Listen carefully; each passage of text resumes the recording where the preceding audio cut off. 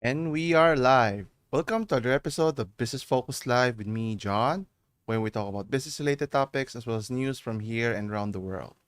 If you're new to this channel, don't forget to subscribe and let's get started.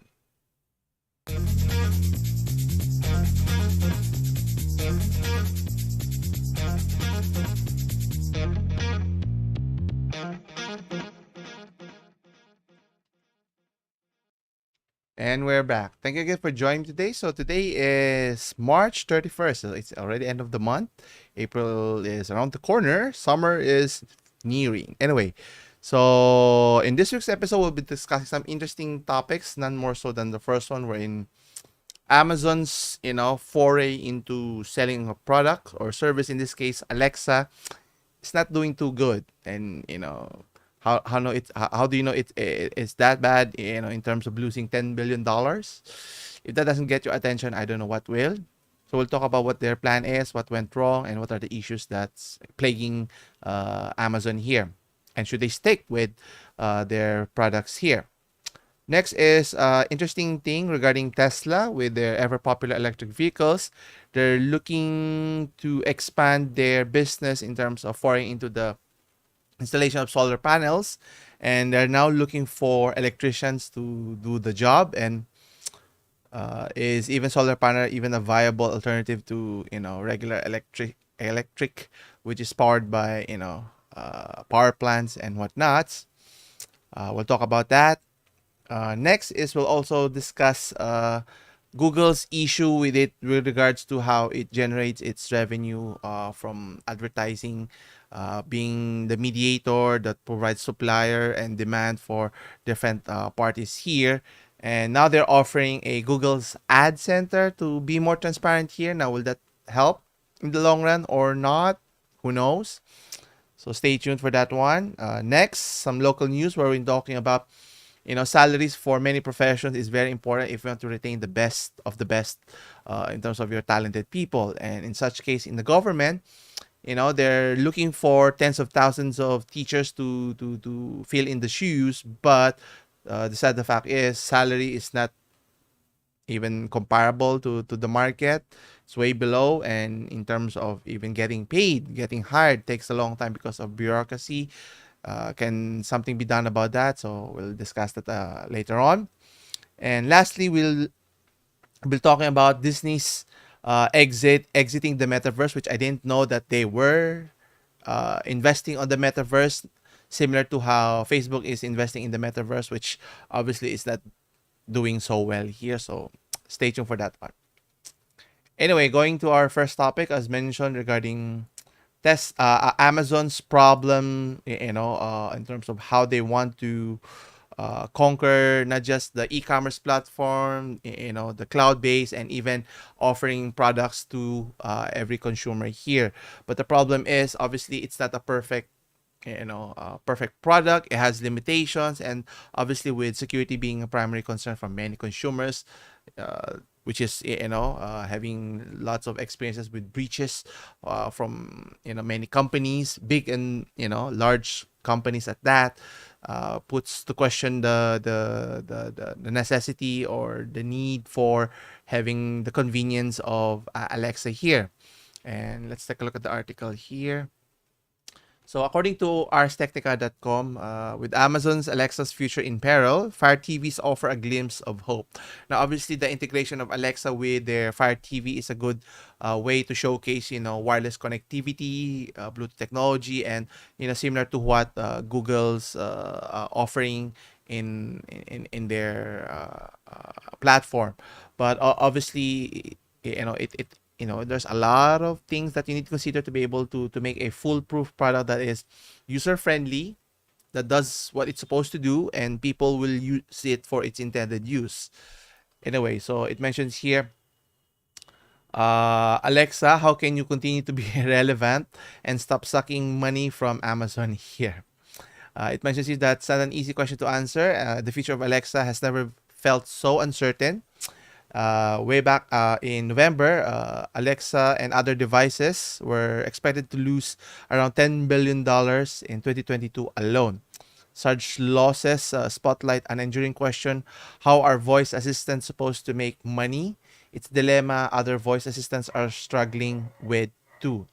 Now, obviously, the sole purpose of voice assistant is to help with daily activity, especially at home. But obviously, you need AI technology to be able to better understand what the task is, anticipate what the user's needs is, and obviously, we're still at the infant stage with the rise of ChatGPT here. So, obviously, investing 10 billions of dollars, you'll need maybe even more or double that amount to be able to get to where you want to be. But the question is, will the decision makers here at Amazon be patient enough to wait for it to see it through here? And obviously, losing 10 billion in a span of almost a decade, still struggling is not an easy thing to do. But obviously, if there's a company that's going to be able to withstand this, and if they are really seriously intent on using this new technology or voice assistant, they have the resources to do it. The question is, how long? Only time can tell. And what's interesting, one of the weaknesses that the Alexa is offering is the lack of engagement from the users themselves. Obviously, even though the rise of popularity of voice assistant is growing by the minute or by the day, but obviously at the end of the day, if the product is not as sound as one would like to be, or what it's intending of offering, then it would be moot. And one of the offerings that Alexa can do is offering in tandem with your TV devices in this case, so that it can help you better help you better in terms of offering what's offering in your TV screen, whether it's Netflix, Amazon, or whatever streaming services it may be. And if you can do it properly there, then you can expand those abilities in other aspects with other products as well. Knowing that Amazon also owns Ring, and then if you can integrate those technologies in your household, then they would have something here. But obviously, which brings up another issue of cybersecurity, meaning being vulnerable from external intrusions could be a serious matter even for me. That's why I like technology, but there's a limit as to what should be utilized on a daily basis. Too much dependency could have its drawbacks, and as we've seen in many articles in our previous discussion regarding cybersecurity, not just individuals being hacked, scammed, fished, and whatnot, even large multinational companies. So what does an individual have can do to protect themselves here? So we'll see. But obviously, Amazon is betting that there's a potential to generate a lot of revenue here. But time is obviously not on their side. As time passes by, they keep on throwing money at it, and will it get the job done? Only time can tell here. Anyway, next is, as mentioned, Tesla, obviously, which is owned by Elon Musk, has been growing their business, expanding their business. You have SpaceX for space exploration, electric vehicles. You have Tesla, and obviously they also have the other business, which is making solar panels for household here. And what's interesting, they're looking for electricians to meet the rise in demand. I don't know how big of a demand, but obviously, if there's such a demand, they're posting it that they're looking for what do you call this? For specialists to install a very what do you call this? Very technical aspect of installing the proper installation of panels in your rooftops here. But the question is there a demand here, and is it going to expand it so that they can incorporate putting panels in the household, maybe charge your electric vehicle with it, maybe. And according to Electric.co, it mentions that Tesla is on the hunt for electricians as it grows its solar battery businesses here. But the question here and the problem already, they already started with the solar battery, solar businesses or solar panels installing in your homes. But the problem is, the consistency of proper management, customer service, which, there were a lot of reports of dissatisfied customers, and obviously you're left on your own if they stop operations, and who's going to repair your solar panels if it didn't pan out.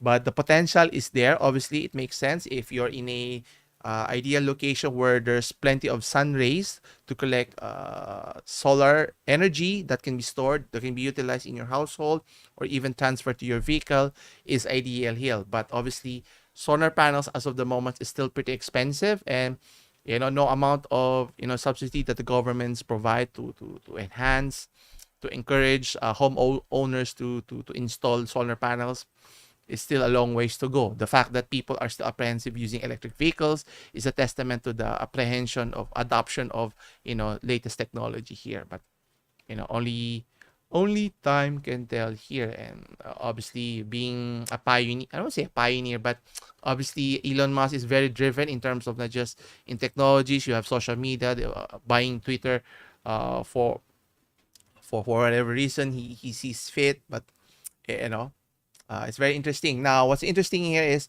so they're only looking for certain locations in California, the United States, namely so you live in Livermore, Irvine, Vista, San Diego, Los Angeles, and Hawthorne. So there's an opportunity for you to be part of Tesla as a site surveyor, technician, as well as an advisor for the growing solar business. And what's interesting, according to the article, Electric Stake here is mentioning that the company is still figuring out its mix of having its own solar installation and providing its energy ecosystem to third-party installers, and obviously having a cohesive business from installation, from maintenance to customer service is important if you want more and more homeowners using your technologies here. Anyway, for our next topic, as mentioned, the ever-growing business of Google, in terms of how they generate revenue is through revenue ads, which they command a significant monopoly in a sense because of the platform that they are on, and majority of the users are using their platform. So a lot of advertisers or potential advertisers who's trying to get eyeballs is using their platform to pay to have the privilege of accessing their data, who their customers are, or specific targeted customers in this case.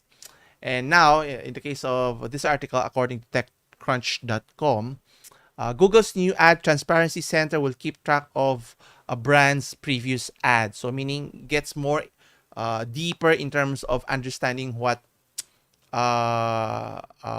consumers' behavior are. In this case, in terms of brands' behavior, in terms of how they market their product. Obviously, the goal here is to specifically target individuals that caters to that particular advertisement that will obviously gain a sale from that advertisement here.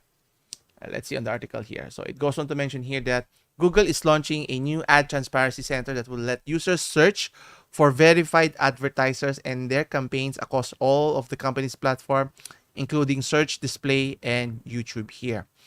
Now, I don't know how practical is this, even if they offer this transparency, because obviously they have to ask users to help them narrow down what they want to be advertised. And obviously that's, if I'm the user here, why would I give my information or my preference to Google or even to the advertiser that they can use it to their advantage and give them even more power to be able to, I won't say necessarily manipulate, but convince you of the product or service that they're trying to offer is worth your while.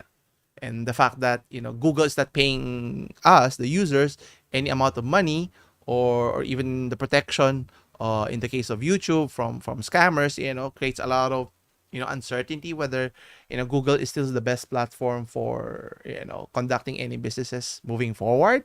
And obviously with the rise of AI, or in the case ChatGPT, should that be a cause of concern, because other companies can rise and maybe take over as a preferred search engine, which is what Google has been prominent for quite some time now. Anyway, Google also mentioned that they've already launched 20% of the 70 million visits to the My Ad Center page were to adjust ad preferences, given that billions of people use Google's platform, as mentioned, obviously. But what they're asking is they want you to tailor fit the advertisement that would meet your approval in a sense, which obviously in turn benefit Google, which also benefit the advertisers with your help. So I don't know if I want to help those businesses that easily here. Obviously, they have to prove that their product is sound and it's worthwhile my time and effort and even my money here. Now, the company we're talking about is is introducing the new transparency center, so customers can know more about unknown brands and check if they have been verified by Google. But obviously, if Google is going to verify, how how can we verify what Google does is on the up and up, and even issues cropping up in YouTube, being uh, uh, I won't say banned, but striking them in terms of the DMCI claims from other individuals, and they get to decide, judge, jury, to whom which YouTubers or channels should be maintained, retained, or even expelled. And in the case of advertisers, obviously they get to decide who they think is preferred here. And obviously those advertisers has to pay a lot of money so that they can become verified, so that Google can recommend it to us, which is, then we have to pay more for those what do you call this, for the products that we hope to buy in the future, sometime in the future, but who knows. Anyway, so we'll see if this is going to be a popular invention of sorts, or improvements or preferences that they call it, moving forward here. Anyway, continuing with our discussion. So some local news in terms of our government trying to, how to keep your best employees to stay with the company here. And in the case here, with our government, Philippine government at that, Philstar.com mentions that DepEd has tried to keep teachers' pay attractive amid inflation, which is kind of appalling. You say the pay is attractive once you see the article later on here. But anyway, so why has this not solved staff shortages? Well, obviously the pay attractiveness is not that attractive still.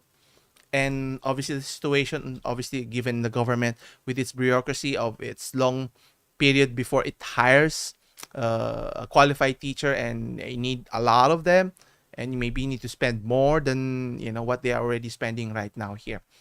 Anyway, it mentions that even if the Department of Education commits to hiring 30,000 additional public school teacher this year to address classroom congestion, as the teacher group suggests, data shows that the agency has struggled to fill vacant teaching positions despite pay hikes.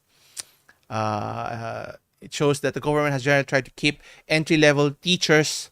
Here's the sad part: entry level. It's as if the entry level is the best. That's a minimum level of threshold, with annual increases attractive despite soaring inflation, which is kind of misleading, because trying to compare the entry level, the salary of teachers with inflation is not comparable, because obviously you want to earn significantly more based on the inflation rate, so that you can buy more stuff given the rise of cost and everything here. What's interesting here, so according to, from 2019 to 2021, 3 years where Teacher One salaries consistently kept pace with the rise of goods, DepEd could only meet with little more than half of its target number of new teachers hired. So you can see here, which is a good graph, you have the blue line showcasing the annual salary increase, which is not a linear path, which has to be, because if it dips down, then can be misleading, and showing that even though it's slightly or marginally better or higher than the inflation rate, which is means nothing. If you look closely here in terms of what a salary for an entry level teacher is only in the north of 20,000 pesos, which is not enough to support if you have a family, you have ambition buying your own car, or even your own house. At that salary, it's not going to be enough for any individual here. And that's why you see many teachers who are doing this, it's out of for the love, that is hard for the money for it, because no sane person would take this job and just look at the paycheck and say that they're happy about it. And obviously, given the paycheck, that's a gross amount, with not taking into consideration the taxes that you have to pay. So it would be significantly lower than what's the advertised rate here. So obviously, at the onset, why would people be encouraged or be enticed to take this calling, which is a calling, mind you, and not an attractive profession, and which is makes sense why many of our top professionals in our country are already fleeing, going to other countries that's willing to pay more and provide a substantial upgrade in pay grade. I think we discussed in the past regarding the air traffic controller issue earlier this year. I think early January or February, I forgot which month, and it showcased that a lot of our experts or professionals are leaving for better greener pastures, and in terms of salary, obviously, if it's significantly higher, double, triple, or even quadruple the salary that you're earning, who will not be enticed to move in any parts of the world here. And I think that's the role of the government that needs to improve significantly, because not just increasing the budget for expending for building unnecessary projects, but focus on improving the skills, retaining the best people, whether it's doctors, engineers, teachers, policemen, whatever the professions that we rely our daily lives, so that if anything were to happen, they're there to help us out. Only time can tell. One can always be hopeful. It's interesting that only 53% of around the 12,700 teaching positions were filled. And obviously, that take into account the bureaucracy that takes that long to be able to hire the necessary teachers that's going to cultivate the young minds of our future. And if you look closely here, according to this graph, based on 2019, they needed 35,000. They were only able to fill a little over half. Then obviously the pandemic occurred. That was reduced to a little over 20,000, but they only filled less than half. And then if you look at the following year, which they need, obviously you have to, with the resumption of classes, they needed to hire significantly more, and yet they're not able to reach their target, which is always below or somewhere around the halfway mark, which is needs improvement. And whatever the task may be, because if you can't fill in those roles, then those classes will be not filled, then no teachers, then students will be left hanging with no appropriate guidance from their teachers here. And obviously, it's killing our citizens with bureaucracy. That's obviously, there's in any government organization, bureaucracy is incorporated there, but the question is, how can you minimize it so that you can get the job done here?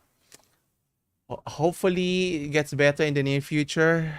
Hopefully. That's a big if.